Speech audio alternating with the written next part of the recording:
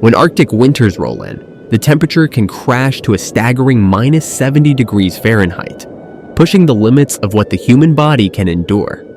For the Inuit communities who call this frozen region home, simply staying clean becomes a battle against the elements. While many of us deal with icy windshields and frozen sidewalks, they face a more unique issue: figuring out how to maintain hygiene where water turns to ice almost instantly. But before exploring how they tackled this chilling problem, it's important to know why cleanliness mattered so much. It wasn't just about keeping body odor in check, although no one wants to be crammed inside a snow shelter with someone who hasn't washed in weeks. The true risk was moisture.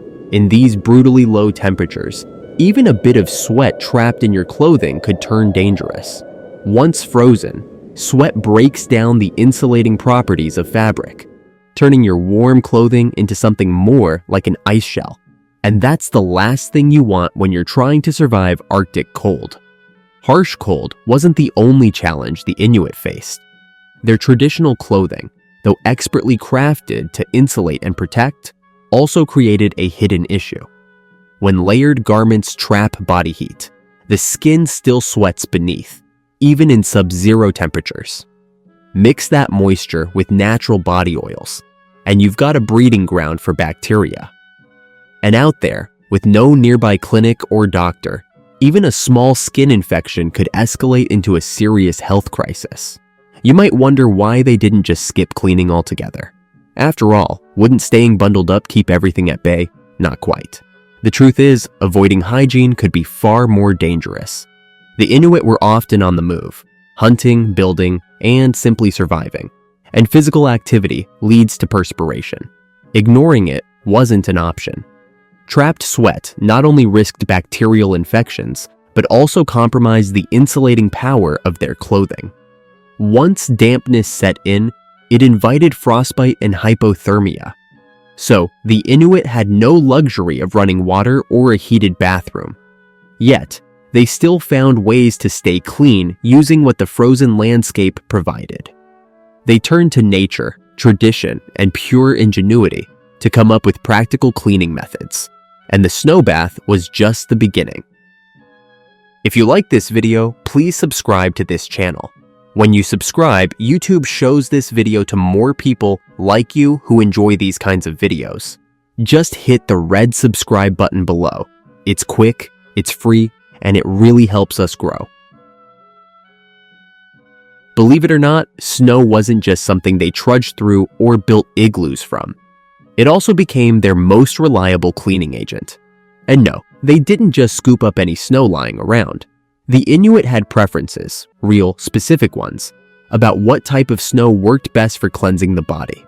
The right snow had to be soft, dry, and freshly fallen.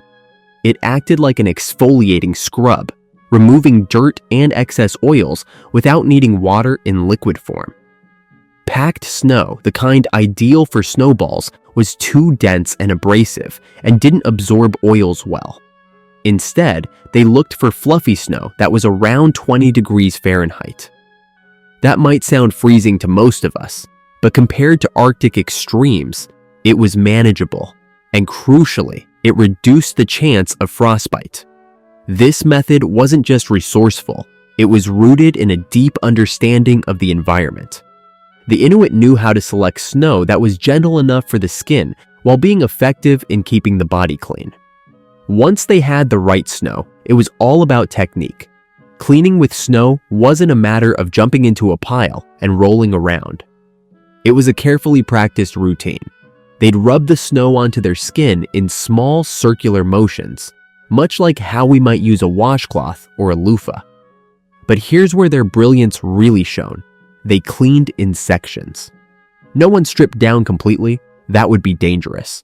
Instead, they exposed one part of the body at a time, say an arm or a leg, gave it a thorough scrub with snow, then quickly dried and covered it back up before moving on to the next.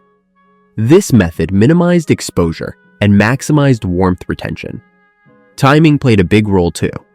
Snow baths were often done early in the day when the snow was still fresh, or during the slightly warmer part of the Arctic day, though that still meant below freezing temperatures.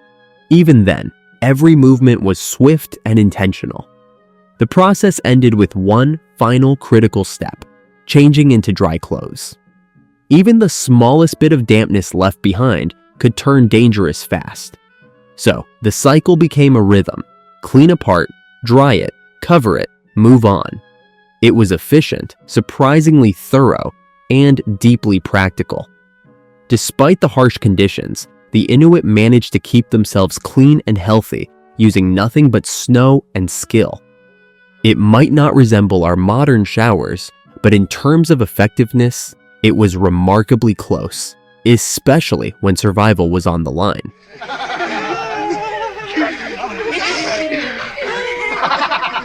Although snow baths worked well, the Inuit had another clever method for staying clean, one that might surprise you: oil-based cleaning. While rubbing oil on your skin may not sound like the most hygienic option at first, it was incredibly effective, especially in freezing conditions where water couldn't be used. Seal oil was their go-to, but depending on availability, they also used whale blubber or rendered fat from caribou. During warmer months, fish oil became another practical alternative. And this wasn't a haphazard process. It was thoughtful and methodical. First, they would gently warm the oil to around body temperature, ensuring the application didn't shock the skin with cold.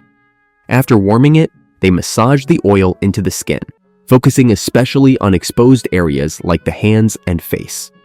Not only did this lift away dirt, but it also gave the skin much-needed moisture in a brutally dry environment. Once the oil had done its job, they used specially crafted scrapers made from bone or antler to remove the residue from their skin. It was a smooth and surprisingly effective technique. Imagine a rustic spa treatment in the heart of the Arctic, minus the candles and background music. But cleanliness was only part of the equation. The oil served multiple functions, acting as a natural skin conditioner and barrier against the cold. Similar to how we use creams and balms to lock in moisture, the oil sealed the skin and helped retain body heat. It also minimized moisture loss caused by wind, which was critical for avoiding cracked or damaged skin. This method worked almost like today's multi-purpose grooming products. It cleaned, protected, and nourished. In fact, the Inuits' approach to skincare was far ahead of its time. The tools may have been primitive, but the results were advanced. Each layer of oil added protection, forming a shield against both cold air and bacteria. You could think of it as nature's version of a moisturizer with built-in frost protection. That oily layer wasn't just cosmetic, it was life-saving. It reduced windburn, kept frostbite at bay, and even had mild antibacterial effects. Long before science proved the benefits of natural oils, the Inuit were already making full use of them to stay healthy and infection-free. It's genuinely remarkable. They had figured out how to make a cleanser, moisturizer, and protective coating, all from what they hunted and gathered. There's definitely something modern skincare brands could learn from that. And for those times when they needed something a little extra, the Inuit occasionally turned to steam baths.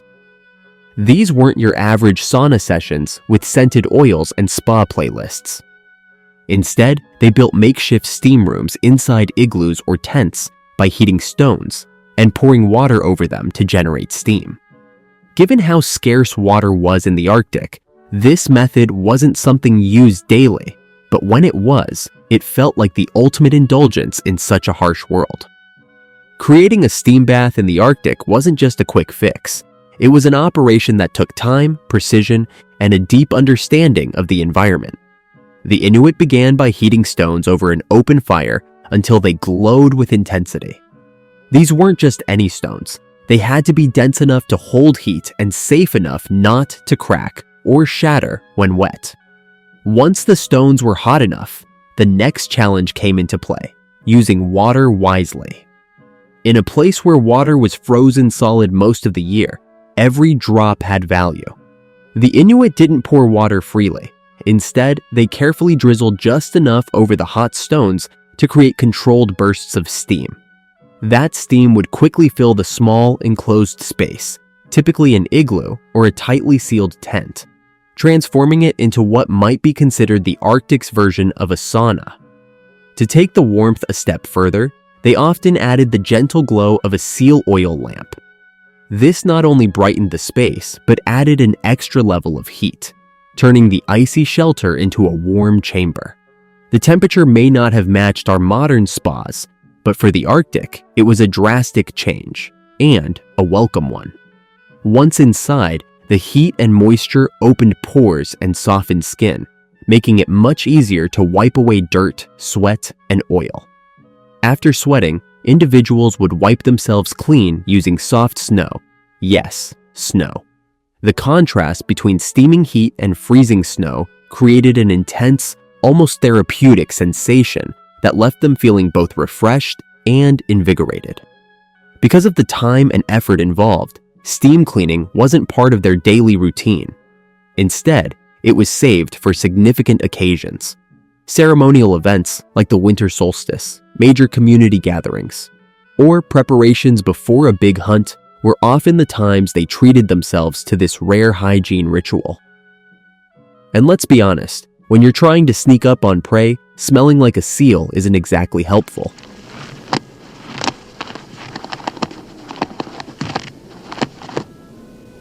If you thought the snow baths and oil scrapes were innovative, wait until you hear about another cleaning method the Inuit used: urine.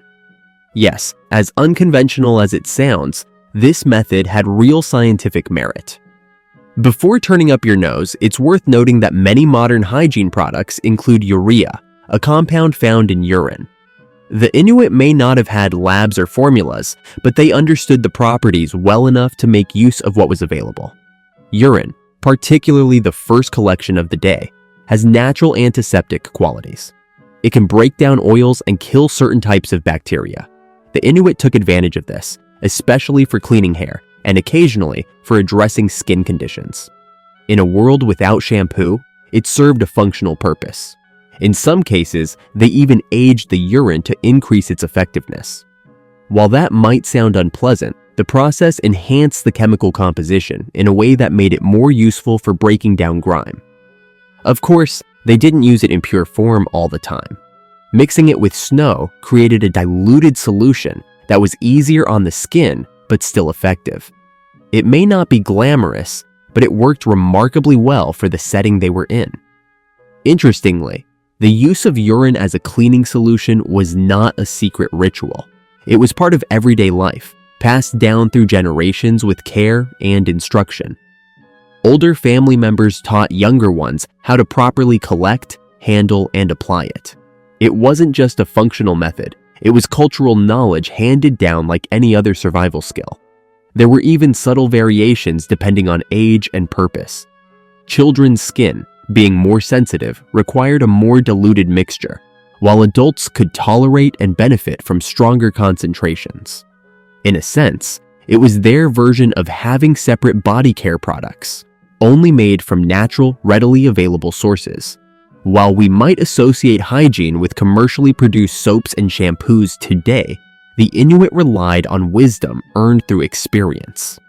They didn't need packaging or labels boasting natural ingredients because everything they used was natural, and it came from a deep understanding of their environment.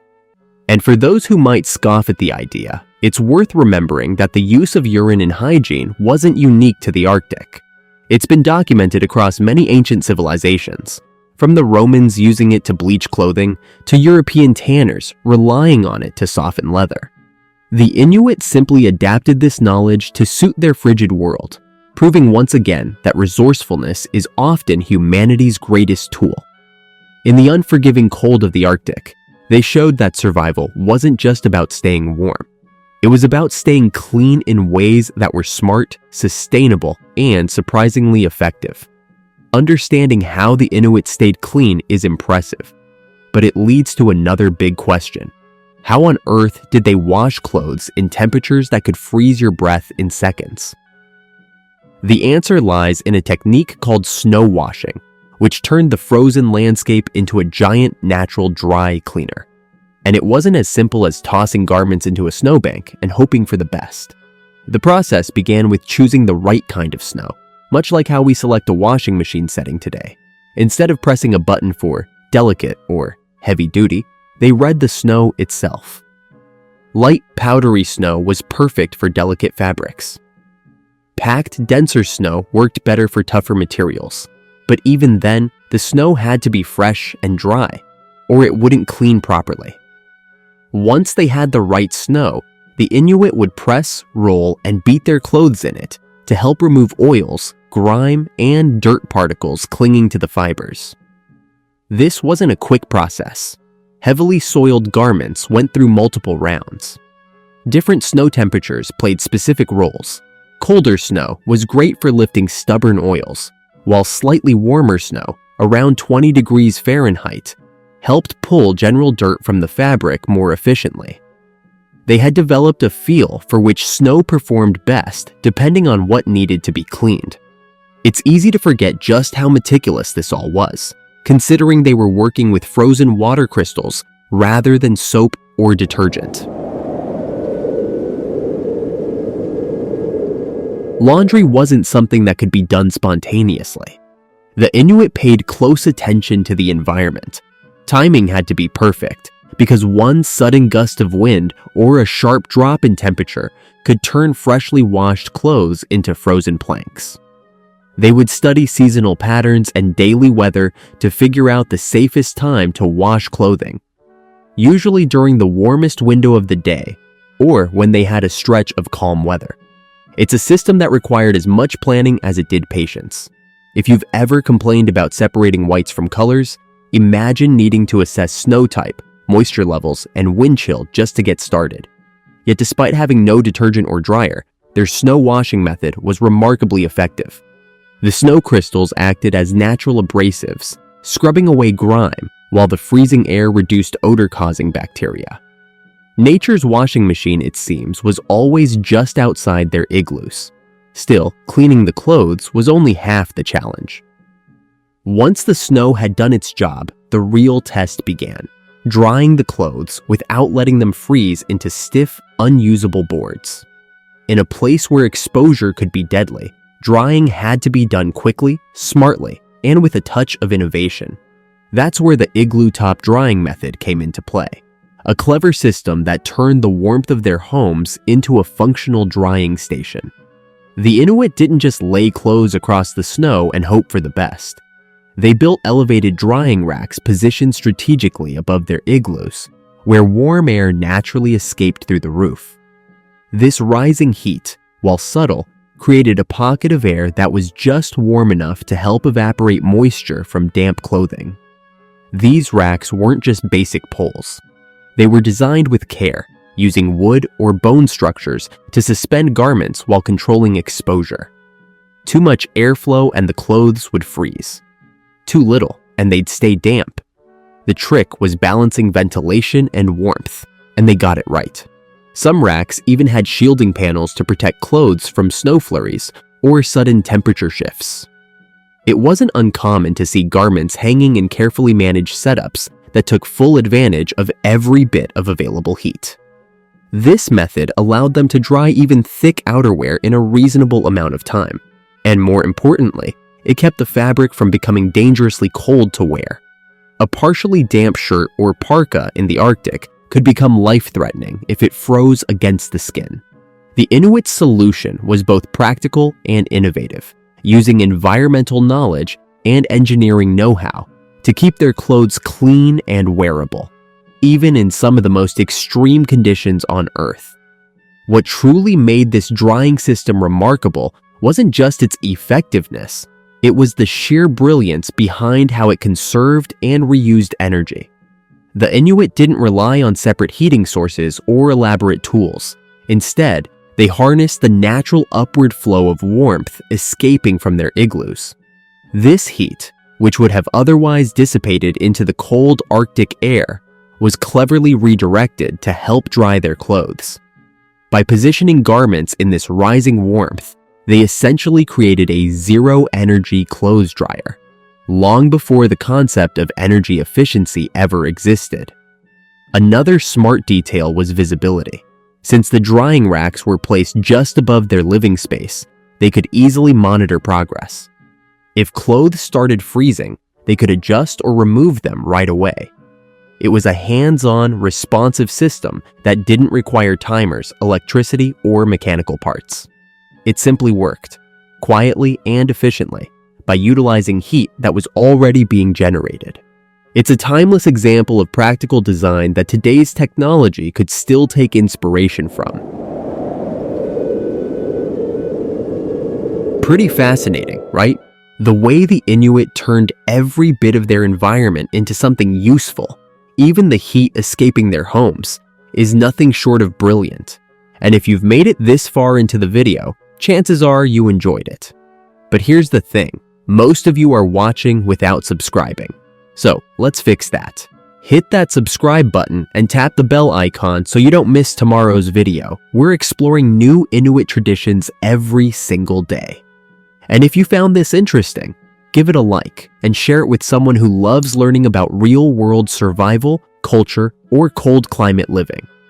Your support helps this channel grow and helps more people discover the wisdom of Arctic life. See you in the next one.